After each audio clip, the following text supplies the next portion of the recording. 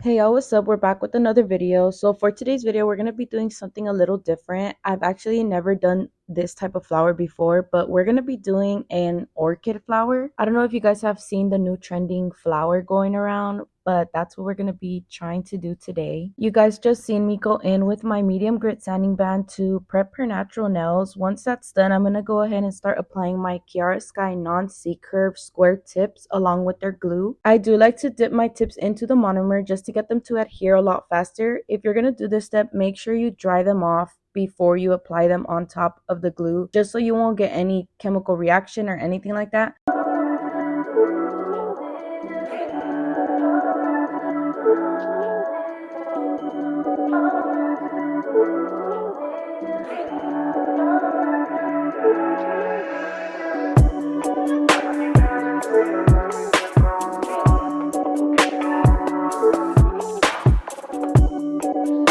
Once I finish cutting them down to my client's desired length, I'm going to go in with my sanding bit again and just blend the natural nail with the tip and also create that C-curve at the edge. These steps are optional. You do not have to do them. It's just a part of my routine, so I like to do it. I also feel like it helps set a good foundation for my application just to make sure I apply the acrylic how I'm going to shape my nails.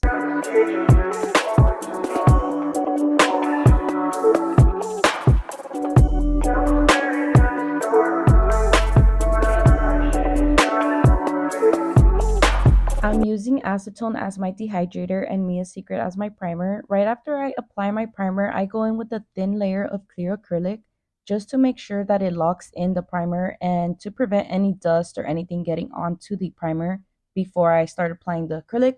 Since I do go one by one, I do like to just make sure that I'm protecting the primer by any means. So this is just one of those steps that helps me out. If you haven't tried this step, make sure to do so and let me know how it works for you.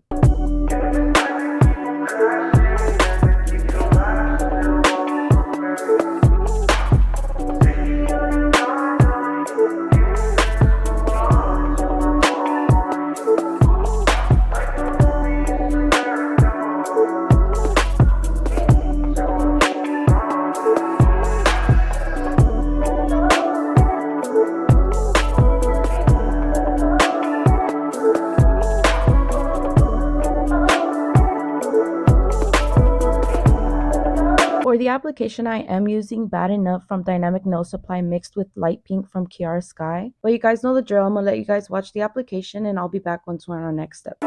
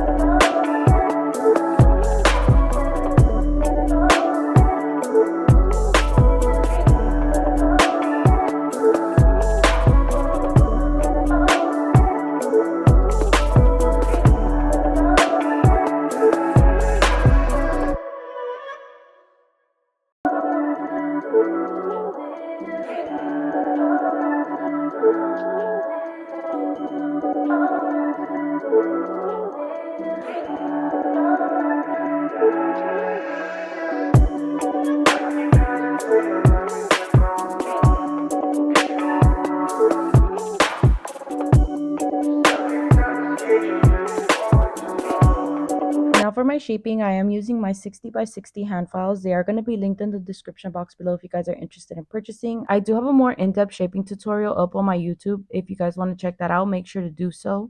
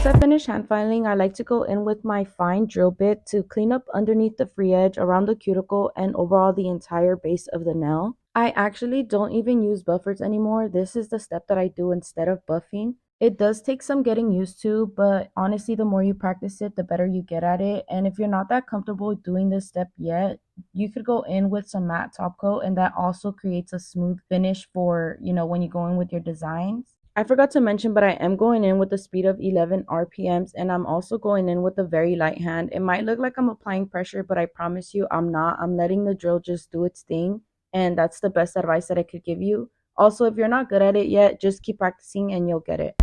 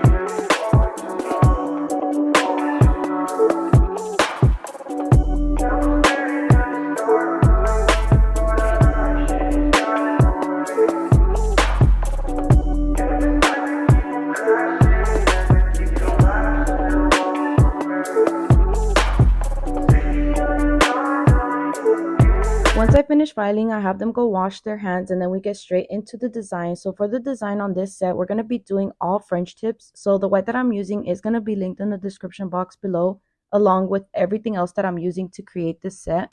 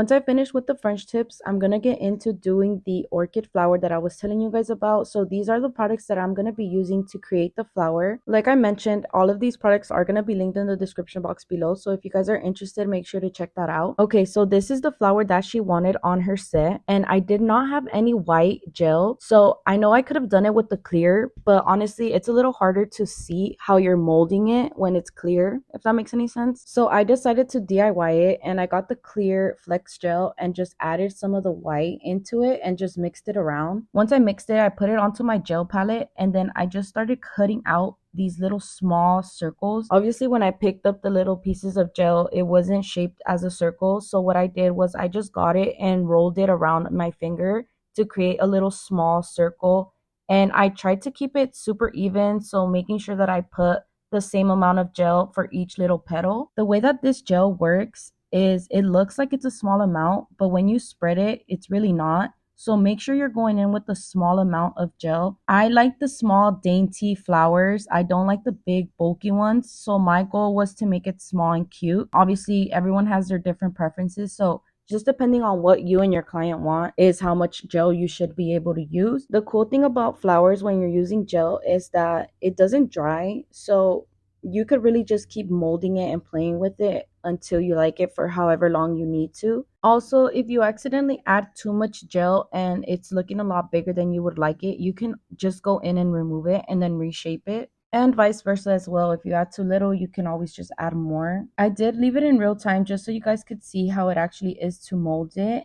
And on the first petal, I was having a little bit of trouble, but after that, I kind of got the hang of it. So I like to go straight into the middle and spread it and then go side by side to kind of create that petal look. This one, you can actually see the technique that I'm talking about. So I go straight into the middle and then start going side by side to kind of spread it out. I did the same exact step on every petal, and after a while you start noticing that they look like they're overlapping, and you want to make sure you leave that alone because that's what's going to make it look like a flower and it's going to look a lot more realistic. The only thing that I did do was go into the inner part of the petals and just make sure that it's cinched in just like a normal flower would be. For the molding of the flower itself, I would say it was super easy. The only hard part about it is making sure that you get the same amount of gel for each petal to make sure that they look even. Now that I'm finished with the flower, I'm going to go in with some finishing touches. And because this is gel, you have to set it in for 60 seconds in order for it to set.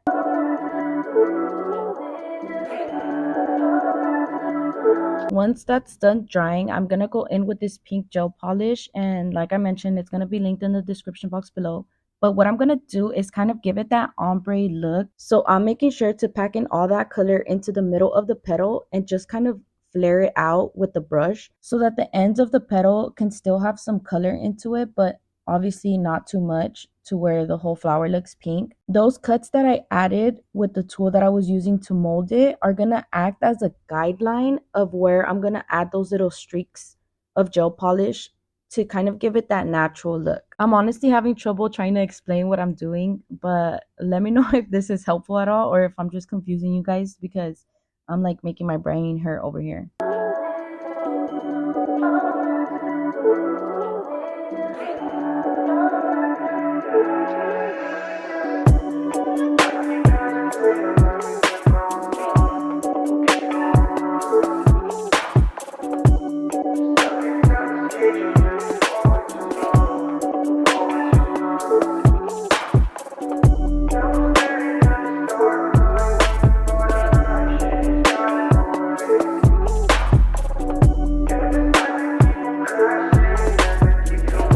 Now that I'm done adding the color, I'm going to go ahead and add this little centerpiece. I don't even know what it is, to be honest, but all I did was grab a little ball of the white gel and roll it in between my fingers to get it like skinny. Once that's done, I'm going to set it for 60 seconds once again.